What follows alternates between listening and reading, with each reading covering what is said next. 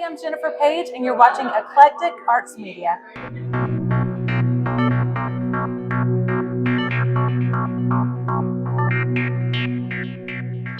Well, Jennifer, thank you so much for taking the time today, and welcome back to Washington State.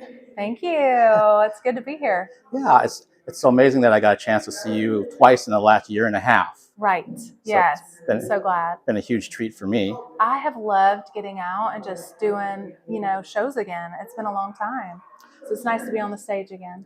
Yeah, and you just literally got off the stage here at Kirkland. Yeah, I did. Did about a 45-minute set, and it was so nice hearing some backing track instrumentation to kind of fill out the sound. Yeah. So is that a conscious choice, or you kind of just depend on the gig that you're doing? Yes. No. Sometimes I like to do just totally acoustic, but tonight because it's on the longer sets, I feel like just acoustic, it gets a little bit boring, So by 30 minutes, I'm like, I'm gonna need a beat. Please, somebody give me a beat.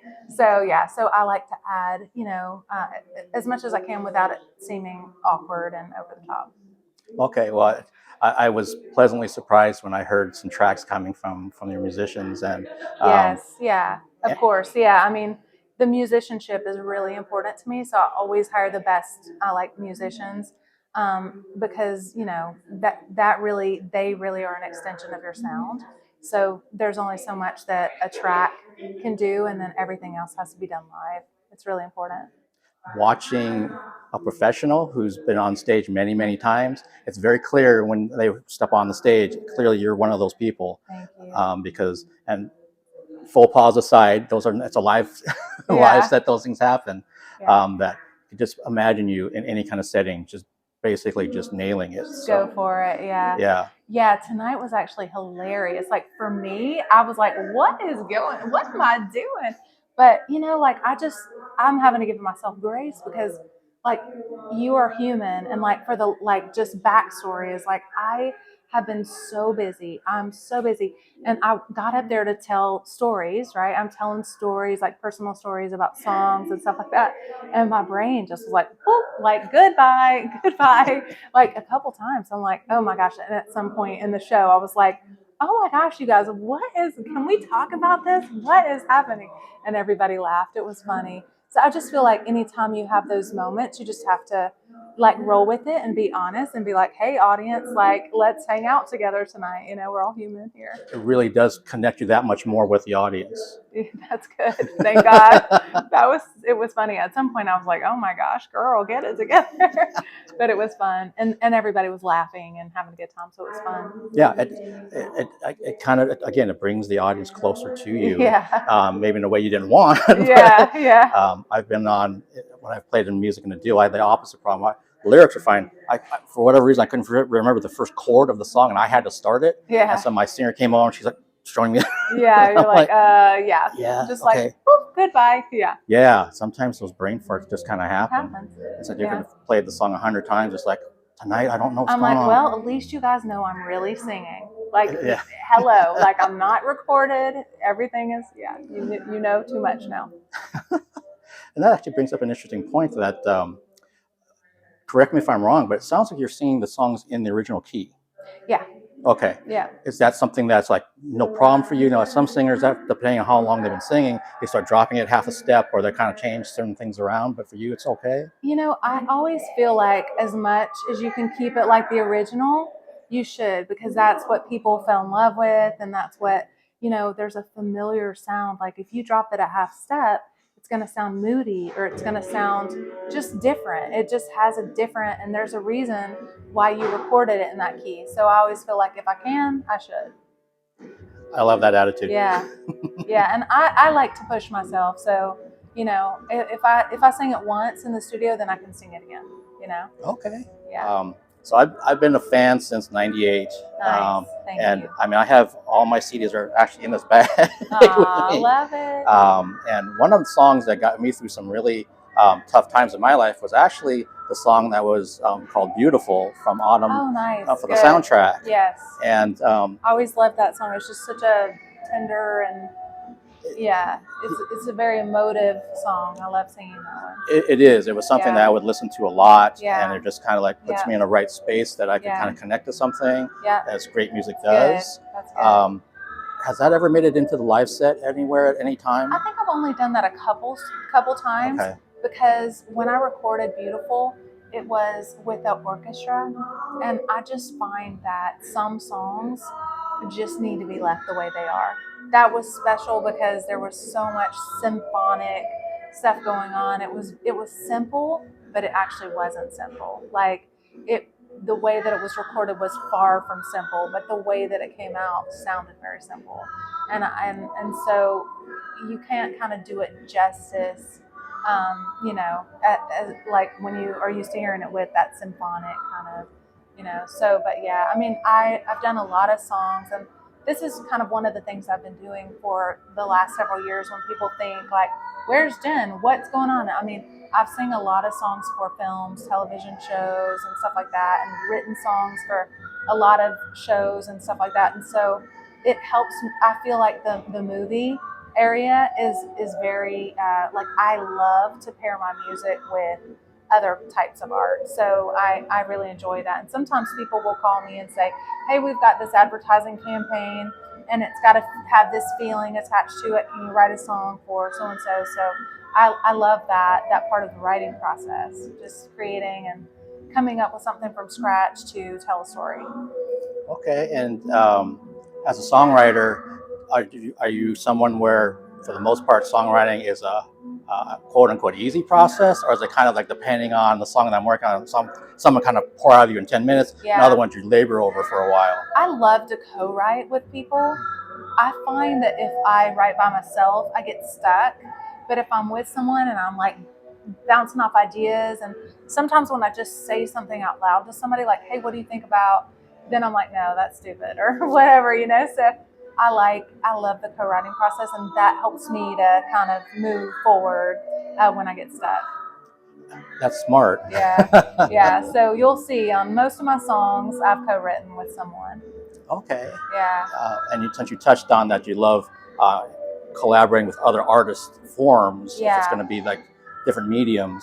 Yes. Have you ever looked into doing anything in multimedia yourself? Like if you have a video and a comic and a music video, and it's a whole package kind of all together? Yeah, actually, I just started a media company where I'm kind of focusing on. My husband is he's an artist. He's a abstract artist, and so we're kind of creating NFTs together, where the music and the art come together and stuff. I'm actually really interested in very forward thinking, like arts and stuff. So I like to learn about what's coming next, and see how I might be able to fit into that. I still am very curious about different types of media and stuff. So yeah, definitely. Oh, that sounds cool. There's been a couple bands that I've seen that have started doing the same thing, where even when you see them live, they got some huge, like basically mini movie working with the songs and everything else. I'm like, whoa, this is just like so much to take in, but I loved it. Yeah, it kind of creates another layer to music, and I find that's. I mean, right now I'm not on tour.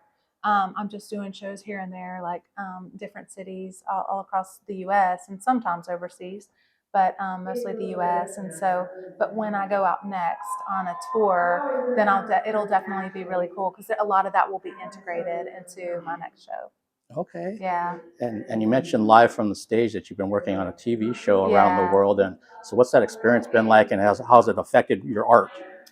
Well, it was just so much fun. I felt so lucky the whole time I was recording it, because um, like I got to be with a few different other creative types, like a photographer, an actor. There was this adventurer type guy who literally like was the rogue guy. He looks like Santa Claus, and he's just like he's older, but he's so wise. There's just like a wisdom about this man, and so it was just cool to be in a group of very different people than me, very different cultures all around the world. We went to lots of different countries, and we filmed these cool situations that we wouldn't normally know about, like here in the US, let's say, or that really people just don't shine a light on, these very interesting things that are going on all around the world. So I'm just really feeling lucky that I got to be a part of it, and I can't wait till it comes out so that I can talk a little bit more about it, because I actually got the chance to film for the first time my songwriting process, and we got this really cool song called Drive out of it. And so when this comes out, when the show comes out, then we'll release that as a single. So I'm really excited about that. So I didn't write To the Madness while I was there, but I just felt like the show reminds me of that song because I feel like the world is so crazy right now. You know, like you don't know what is true and what is not true anymore. And I just find that when you really connect, this might sound cheesy, but like when you really connect with a person, or you come to a certain state, or you go to a city you've never been to, and you've heard all these things about that place or whatever, and you're expecting a certain kind of thing to happen, but then you get there and it's nothing like what you thought it was going to be. The people aren't rude, they aren't this, they aren't aggressive, you're not going to get beat up, you know, whatever. Like we hear these stories and then we actually see the reality of it. And when you go there, you see, oh, that's actually not true. And so I was really thinking about that over the last few years, like how I'm so fortunate that I'm able to travel all over the world and in the US even. And you see, like, people are just people. And like when you are able to connect with that person, in most cases, unless the person's completely crazy, right? Then and there's no rationale. Most of the time, people are just, you know, good. They just want to have a good life. They just want to get along. They want to have success, you know. And so that song "To the Madness" is what that was written about. Yeah, "To the Madness" is one of my favorites. I really like that song, and it's very much me. I guess you could say, like, musically, it's very me, and lyrically, it's very me. I just want everybody to get along. Like that's just my personality. But I mean, not in like a simple way. I wouldn't say I'm a simple person, but I'm just like, oh man, if people really knew, you know, if they were able to go there themselves or whatever, then I think people would have a different view of other people. Yeah. I think creatives too, in general, we are drawn to like watching the world. You know, that's really like we're curious people. We look around us and then we want to write a song about it. It might not be our life, but it might be someone else's life or something, or it might be a piece of art or something, but we're always taking things in. So I think we're just curious by nature, and that's what is intriguing about looking at other people's views and you know, lifestyles and cultures and all of that, because it really does feed into how you see the world, your perspective, and it really gives you good material to write about.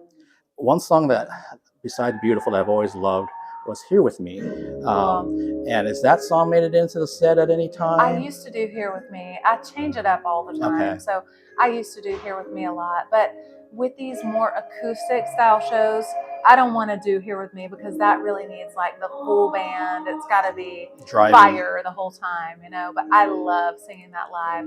There are many songs that I do when I have the full band here, you know, with drums, bass, guitar, keys, background singers, whatever. When it's full out, you know, you got to bring out those big songs. Yeah, that makes sense. Yeah. Because I used to love driving. Yeah, it, so. You get to drive fast to that one. Yeah, hopefully not get pulled over. Yeah. Yeah. So you've kind of talked about all these other things that have been going on, and one thing definitely for musicians, the industry has changed so much. Yeah, it has. Putting out a single, and then consumers are just like so quick. Okay, you just put out 11 songs. What's next? Yeah. It's like, I just put those out 2 days ago. Yes, yeah. Has it been hard to adapt to that change? I honestly haven't adapted to that, so I can't say that it's been hard to me, you know. So, but I mean, I think the industry is just so different now that like you just have to roll with it to whatever degree you can and you want to. I'm kind of fortunate because I have, you know, a husband and a daughter. My daughter's 9 years old, so like I have a pretty balanced life. I do, you know, my music, I do the family thing, and you know, I love to release music. I love to do creative projects and stuff like that. So I find I've got my hands in a little bit of everything, and I just try and pick the things that I really want to do. And I mean, I definitely want to release more music in the next, you know, in the next, let's say, decade, right? I want to just be like more consistently releasing music, because I think that's the world we're in, is that it's a little less precious than it used to be. Like, here's the big, and now everybody's just like, give me music. So I think the work that I've done in the advertising world and the movies and film and television has helped me to be able to do that as an artist, and I can release things more quickly. I've got a ton of songs that I've never released, but I just, I come from the old school where you do the big release, but I'm kind of over that now. So I'm just like, let's just start releasing some music. So yeah, so you'll be hearing more.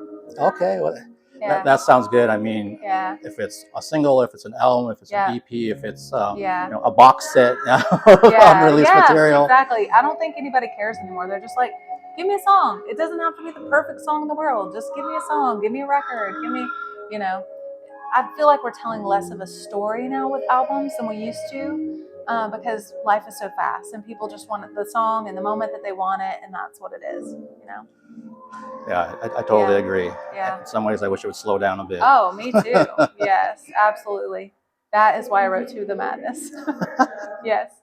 Well, Jennifer, thank you so much for taking the time, thank you for coming back. It's such a cute town. I got to spend today just like walking around. I went to some consignment stores and like had really good food and just kind of walked around, and it was really sunny, so it was a really nice day. It was fun.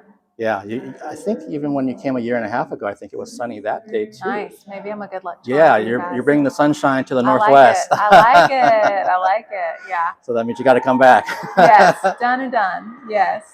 Again, thank you so much for taking the time. Thank you too. Thanks for